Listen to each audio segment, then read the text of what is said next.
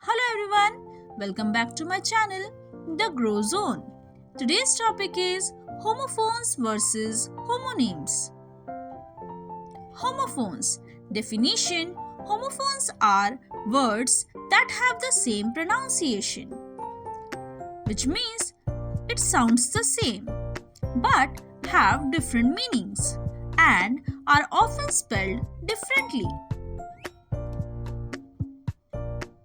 Key characteristics: sounds the same when spoken, have different meanings, spelling may or may not be the same.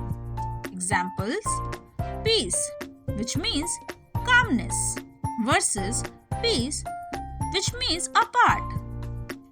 Homonyms. Definition: homonyms are words that are spelled the same and sound the same, but they have different meanings depending on the context.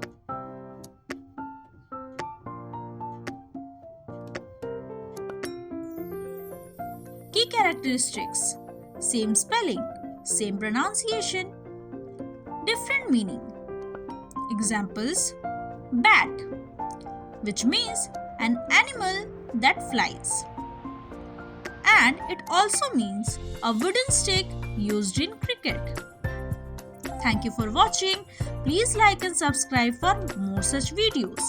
Thank you.